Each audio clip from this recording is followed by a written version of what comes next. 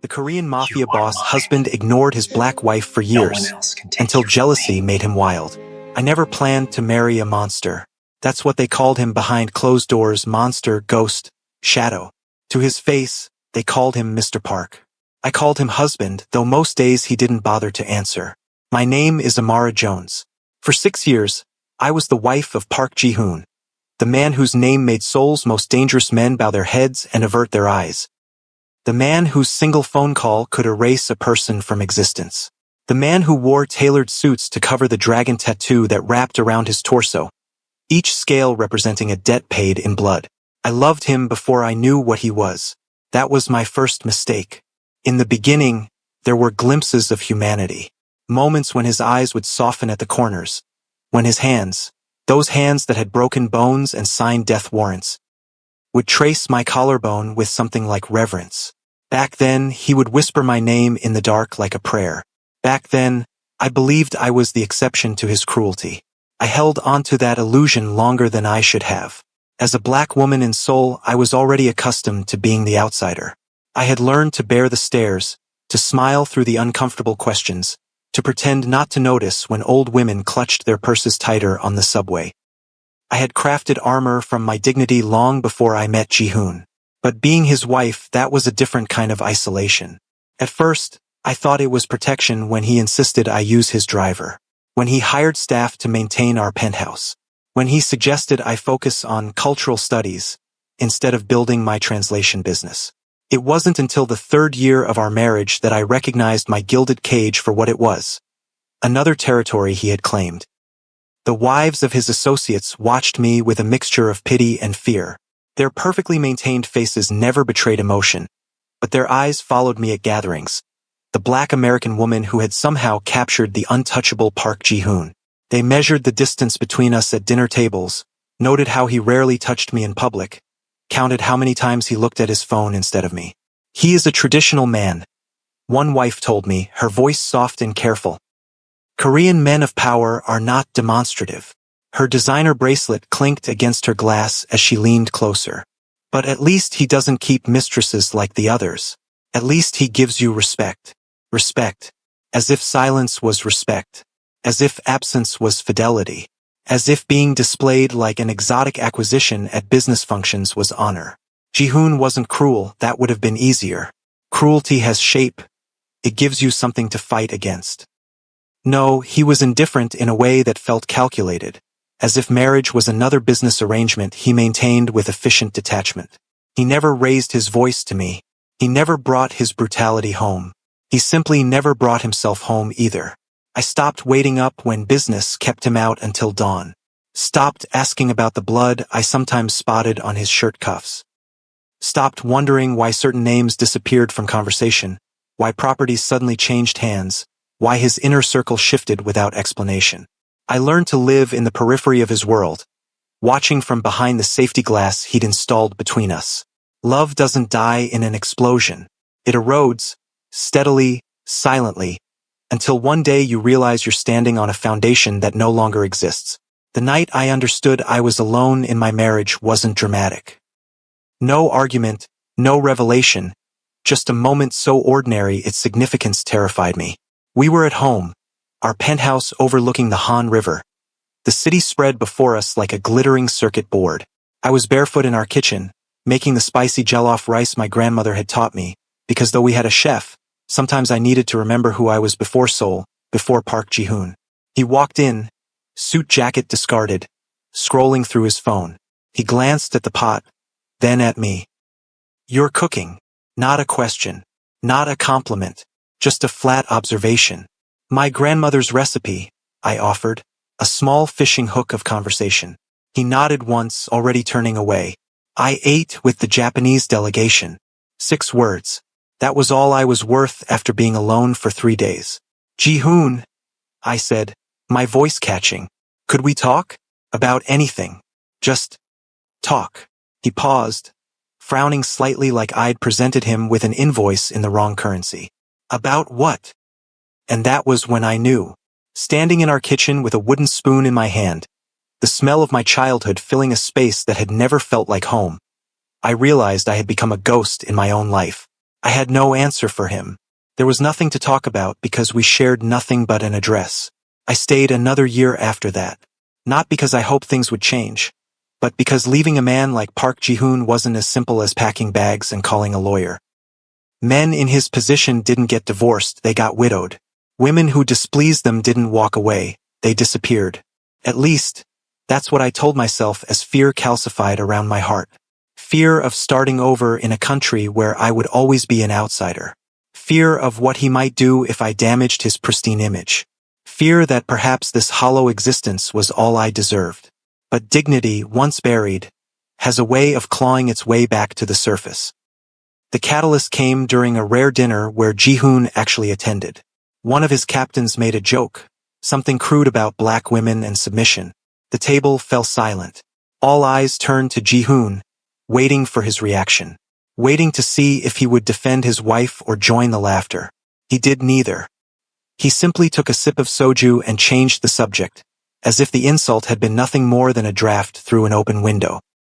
I sat there, smile frozen on my face, heat climbing my neck, the familiar weight of swallowed rage sitting in my throat, and something inside me, something vital and buried, finally broke free.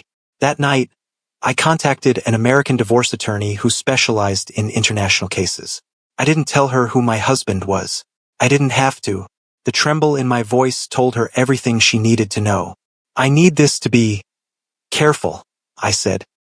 He's a powerful man. They all are, honey, she replied. Until they're not. It took 3 months of meticulous planning. 3 months of deleting browser histories, of speaking in code to my few remaining friends, of transferring small amounts to an overseas account, of preparing to abandon everything I couldn't carry in one suitcase. The day I left, I wore a white dress and flat shoes, practical for what might become running. I carried nothing that he had given me except the thick envelope of one I'd been saving for my allowance. No jewelry, no designer clothes, nothing that could be interpreted as theft. I left a letter on his desk in both English and Korean, though his English was flawless. I wanted no misunderstandings. Ji-hoon, I am leaving our marriage. There will be divorce papers. I ask nothing from you except freedom. I have taken nothing that wasn't mine before we met. I will tell no one about your business. I just want to go. Amara. No accusations. No emotions. The language of transaction, the only dialect he truly understood. I took a taxi to a hotel in Itaewon, where foreigners blended in, where I had paid cash for a room under a different name. I sat on the bed, hands shaking, waiting for the hammer to fall, waiting for his men to break down the door, drag me back to the penthouse, remind me that I didn't make the decisions in our relationship. My phone remained silent. No calls, no texts, no digital footprint of his reaction. 3 days later, my attorney contacted me. He's agreed to the divorce, she said, sounding surprised. No contest, no claims, no conditions except a non-disclosure agreement about his professional activities. I almost laughed. Even in divorce, Park Ji-hoon maintained his efficient detachment. He was letting me go the way one releases a bird that no longer sings, with casual disinterest. The divorce was processed with mechanical precision. His lawyers handled everything with the same cold efficiency that characterized their employer. I kept nothing but my freedom and the small savings I'd squirreled away. I declined any settlement. I wanted no threads binding me to him, no reason for him to ever think of me again. For the first time in years, I breathed without measuring each inhale. I found a small apartment in a neighborhood where few of his associates would venture. I rebuilt my translation business, specializing in helping foreign companies navigate Korean business culture, the official kind, not the shadow economy I'd glimpsed from the edges of my marriage. And slowly, carefully, I reclaimed pieces of myself. I laughed louder. I wore colors Ji-hoon had deemed impractical. I made friends who knew nothing about my past. I ate street food without worrying about appearances. I dated casually, never seriously, never deeply, never with Korean men who reminded me of sharp suits and sharper silences, until David Kim walked into my life. It happened at a business mixer I almost skipped. Old habits die hard, and part of me still flinched at rooms full of powerful men. But my newest client had insisted, and I needed the contract. Unlike the gatherings of my married life, this was legitimate business, tech entrepreneurs, foreign investors, corporate executives. No subtle undercurrent of violence. No men who disappeared to back rooms for conversations that made the air heavy. He approached with a directness that startled me, hand extended, smile reaching his eyes. "David Kim," he said in perfect English. "You must be Amara Jones. Your reputation precedes you." I shook his hand, automatically scanning for threats. "All good things, I hope. The best. You saved Gene Tech from a cultural disaster with that contract translation." His eyes, warm, without the flat calculation I'd grown accustomed to, crinkled at the corners. "They said you caught nuances even their Korean-American staff missed." For the first time in years, professional pride straightened my spine. "Language is about context as much as content," I replied. "Especially in business Korean." "I know," he said, switching to Korean so flawless it startled me. "I was born here but raised in Chicago. Came back 10 years ago to start my company. I still sometimes miss cultural cues." We talked for hours. Not the careful, performative conversations I'd endured at Ji-hoon's side, but real exchange. He asked questions and waited for answers. He laughed at my observations about expatriate life. He shared stories about straddling two cultures, belonging fully to neither. By the end of the evening, I had forgotten to be vigilant. I had forgotten to scan the room for faces I recognized from my past life. I had forgotten everything except the novel sensation of being seen, truly seen, by a Korean man who carried no shadows in his smile. When he asked for my business card, I hesitated only briefly before handing it over. When he called 2 days later to request a coffee meeting to discuss potential collaboration, I agreed with only minor trepidation. What I didn't know, couldn't have known, was that Park Ji-hoon had never truly let me go. That while he had released me from our marriage with cold efficiency, he had kept me in his peripheral vision. That his network of eyes and ears throughout Seoul had noted my new apartment, my rebuilt business, my cautious emergence into independence. And that seeing me laugh with another Korean man would wake something in him that had slept through our entire marriage. David and I moved slowly. He respected my reticence, never pushed for explanations about my past, seemed content to build something careful and deliberate. He was everything Ji-hoon was not: expressive, present, unguarded in his interest. "You carry yourself like someone who's been through war," he said one evening, months into our relationship. As we walked along the Han River, I tensed. "What does that mean?" "Your awareness. The way you always know where the exits are. How you sometimes check your phone like you're expecting bad news." His hand found mine, warm and steady. "I'm not asking you to explain. I just want you to know that whatever happened before, you're safe now." The irony of those words would haunt me later. The first sign came subtly. A client suddenly canceled our contract, offering vague excuses about restructuring. Then another, then a third. All Korean companies with potential connections to Ji-hoon's world. Then David mentioned something odd. A business competitor asking pointed questions about his relationship with Park Ji-hoon's woman. "I told him he was mistaken," David said, frowning. "That you were my girlfriend, not anyone else's." Who is this Park person? Anyway, my blood turned to ice. "Someone from my past," I managed. "Someone best not discussed." I should have ended it then. Should have protected David from the storm I felt gathering. But selfishness, or perhaps courage, made me hold on tighter. For the first time since leaving Ji-hoon, I was building something real, something warm. I wasn't ready to surrender it to fear. The next warning was less subtle. I returned home one evening to find my apartment door unlocked. Nothing was missing, nothing disturbed, but centered on my kitchen table sat a small white box. Inside, nestled in tissue paper, lay the jade pendant Ji-hoon had given me on our first anniversary. The only gift from him I had left behind. No note. None needed. The message was clear. "I have not forgotten what's mine." I called David immediately, voice shaking. "We need to be careful," I said. "My ex-husband. He's not someone who accepts losing." "Your ex-husband left you a piece of jewelry?" David sounded confused rather than frightened. He didn't understand. How could he? "My ex-husband is Park Ji-hoon," I said. the name falling like a stone between us. The silence told me he recognized the name. Everyone in Seoul's business community did, even those who operated in legitimate circles. "The Park Ji-hoon?" he finally asked, voice carefully neutral. "Yes." Another silence. "I see." But he didn't see, not really. He couldn't comprehend the shadow world I had escaped, the unwritten rules that governed men like Ji-hoon, the consequences of defiance. "We should go to the police," he suggested. I laughed, a harsh sound even to my own ears. "The police?" "David, he owns half the police captains in Seoul. The other half are too afraid to move against him." "Then what do we do?" The question hung between us, unanswerable. What could anyone do against a man who had built his empire on knowing exactly how much pressure to apply before things broke? The confrontation, when it came, was orchestrated with the precision that characterized everything in Ji-hoon's world. A charity gala benefiting children's education. Neutral ground, public enough to discourage violence, exclusive enough to control the guest list. My client had insisted I attend to help navigate conversations with foreign donors. David accompanied me as my plus one. I felt Ji-hoon's presence before I saw him. The room's energy shifted. Conversations paused fractionally. Spines straightened. Even those who didn't know exactly what he did knew enough to be wary. He stood across the room, impeccably dressed as always. A crystal tumbler of whiskey held loosely in fingers that had both caressed my skin and ordered men's deaths.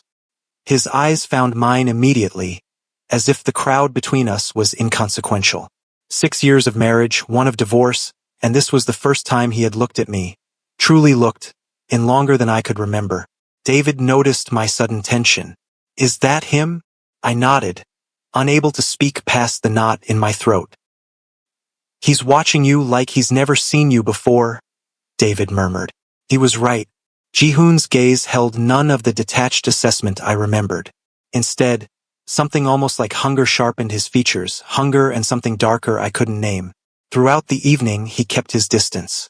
No approach, no greeting, no acknowledgement beyond that initial locked gaze. But his eyes followed me as David led me to the dance floor, as we spoke with other guests, as I laughed at something whispered in my ear.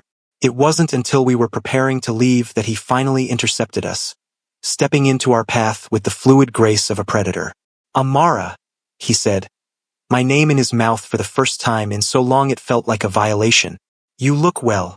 Up close, I could see subtle changes. New lines at the corners of his eyes. A slight hollowness to his cheeks that even perfect tailoring couldn't disguise. "Ji-hoon," I replied, proud that my voice remained steady. "I am well."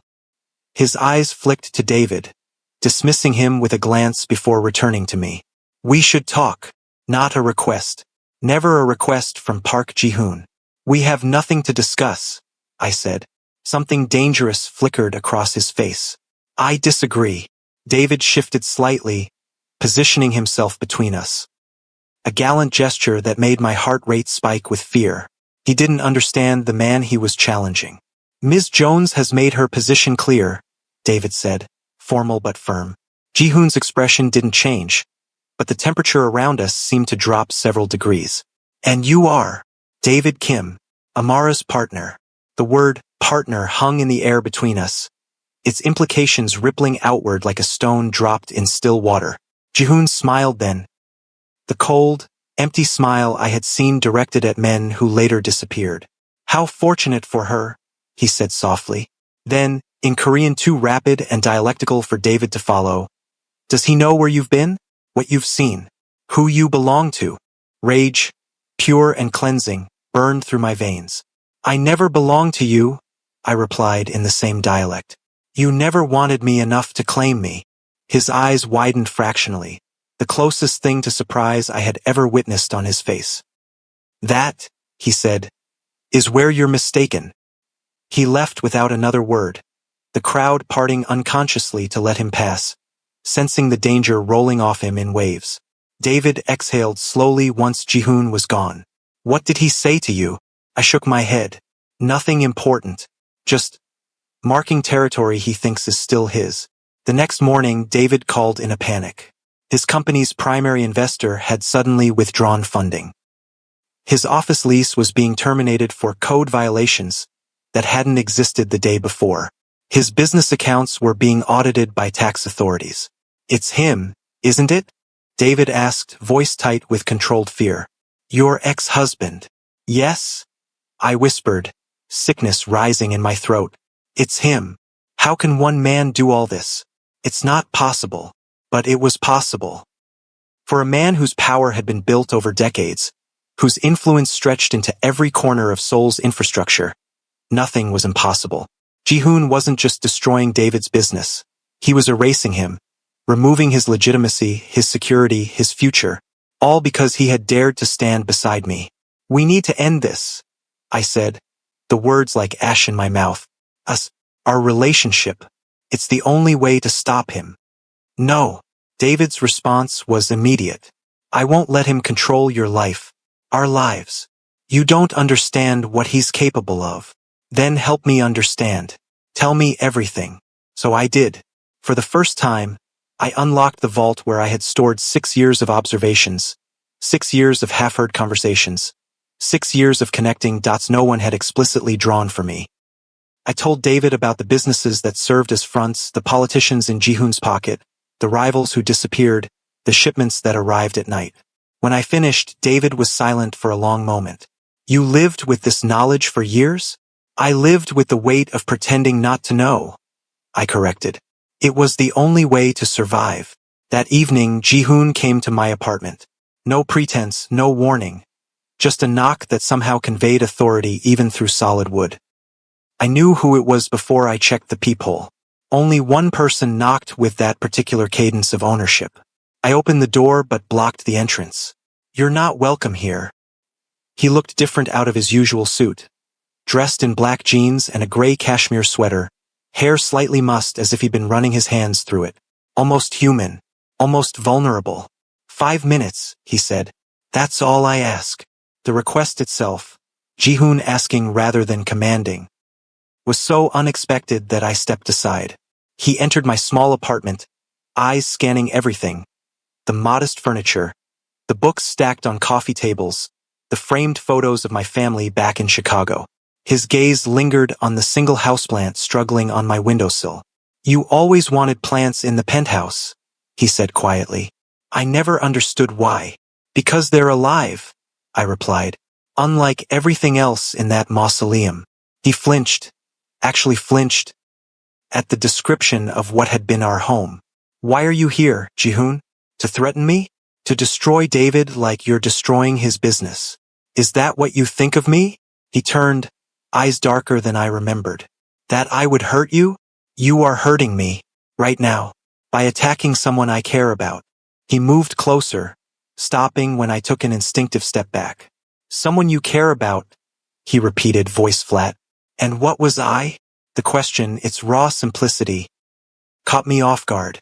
"You were my husband," I said finally. "But I was never your wife. Not really. I was your accessory, your trophy, I don't even know what I was to you." "Mine," he said, the word dropping between us like a gauntlet. "You were mine." Anger, hot and clarifying, surged through me. "Bullshit. Things are yours, Ji-hoon. Property is yours. I was a person you ignored for 6 years. You never once asked what I wanted, what I needed, what I dreamed about. I gave you everything. You gave me things, security, status, a beautiful cage." My voice rose despite my determination to stay calm. "But you never gave me you. You never once let me in. Do you know what it's like to sleep beside someone for 6 years and feel completely alone?" He stood very still, eyes fixed on my face as if searching for something. "You never said you were unhappy." A bitter laugh escaped me. "I told you every day. Every time I tried to talk to you and you checked your phone. Every time I suggested a trip together and you sent me alone. Every time I dressed up for a dinner where you barely looked at me. I screamed it in 1,000 ways, Ji-hoon. You just weren't listening." Silence expanded between us, heavy with words never spoken during our marriage. "And this David," he said finally. "He listens. He sees me," I corrected. "He doesn't look through me or past me or around me. He sees me." Something shifted in Ji-hoon's expression then. Something almost like pain. I saw you from the moment we met. And then you stopped looking. I crossed my arms, suddenly exhausted. Why are you doing this, Jihoon? You let me go without a fight. You didn't contest the divorce. You didn't try to stop me. Why come after me now? His jaw tightened. Because seeing you with him. He stopped, visibly struggling for control. You never smiled like that with me. Not in the last years. You never gave me reason to. He moved then, crossing the room before I could step back, close enough that I could smell the familiar sandalwood cologne that had once clung to sheets I slept in alone. I made a mistake, he said, voice low and intense. I took for granted what shouldn't have been taken for granted. I stared at him. This man who had been a stranger even while sharing my bed, now suddenly speaking a language I had yearned to hear for years. Why now? I whispered. Because someone else wants me? Because your possession is being touched by another man. His expression darkened.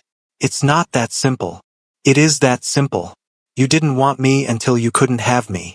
I stepped back, creating distance. That's not love, Jihoon. That's ownership.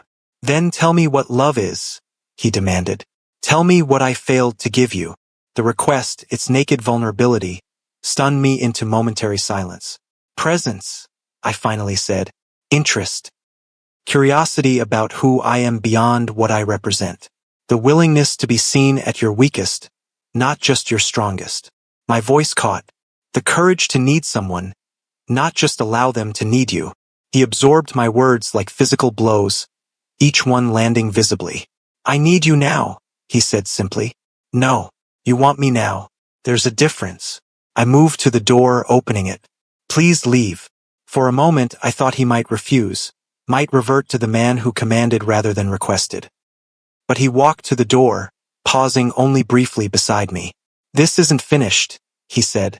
Not a threat, but a statement of fact. After he left, I called David, hands shaking.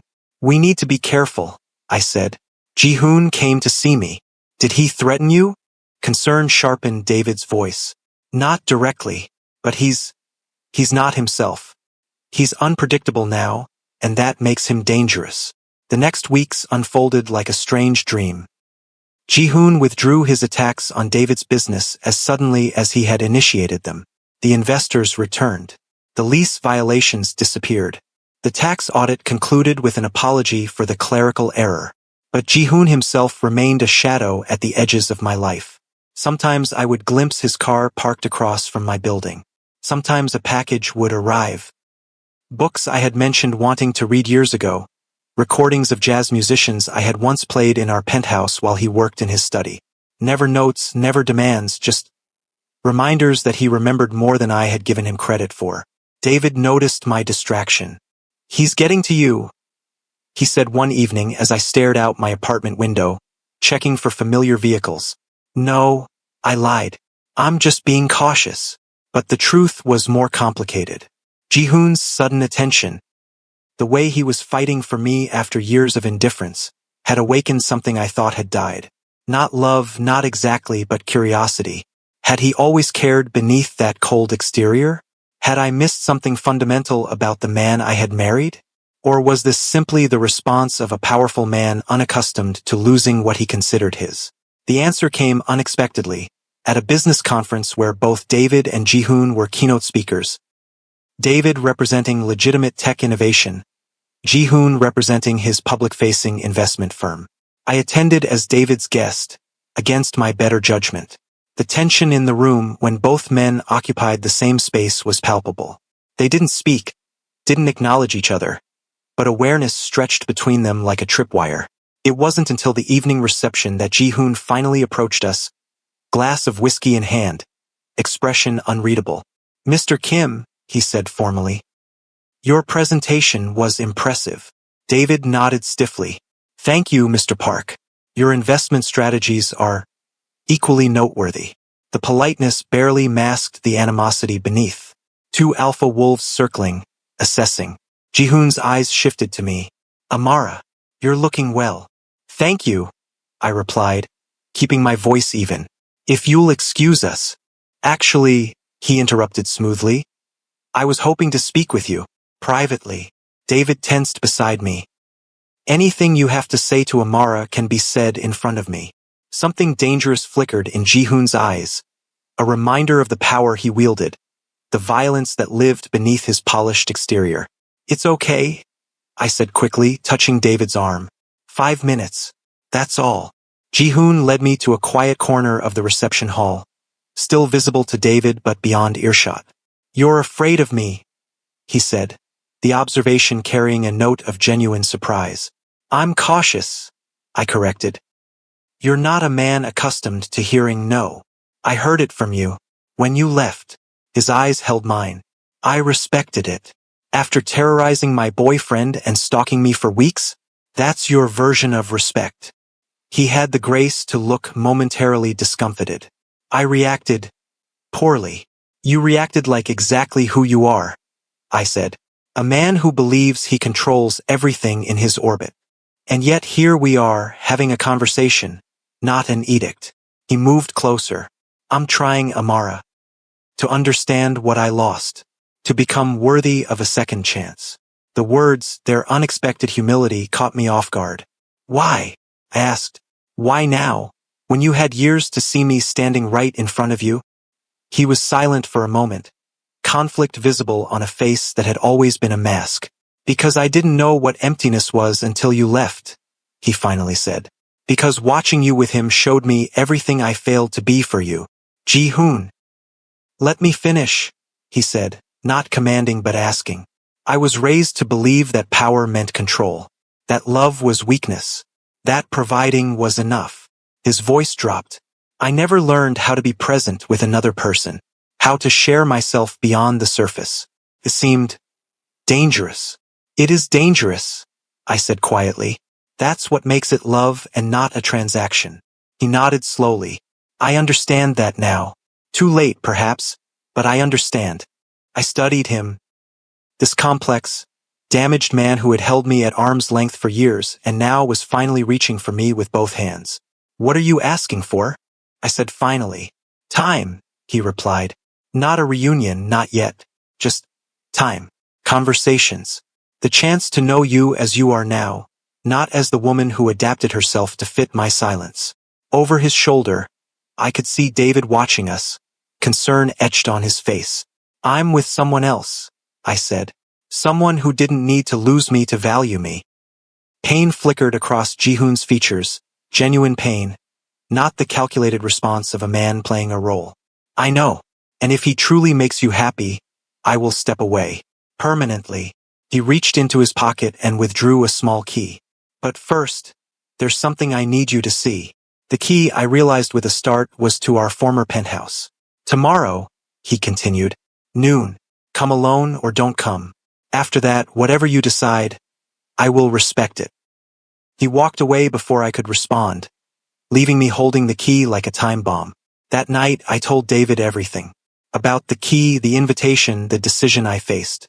You can't seriously be considering going, he said, disbelief coloring his voice. I need closure, I replied. Real closure, not just escape. He's manipulating you. This is what men like him do. They find your vulnerability and exploit it. Maybe, I conceded, but I need to know for sure. David's expression hardened. And what if it's a trap? What if he doesn't let you leave again? I almost smiled at that. Ji-hoon doesn't need traps. If he wanted to force me back, he has a dozen ways to do it without my cooperation. This is something else. The next day, I stood outside the penthouse door, key in hand, heart hammering against my ribs.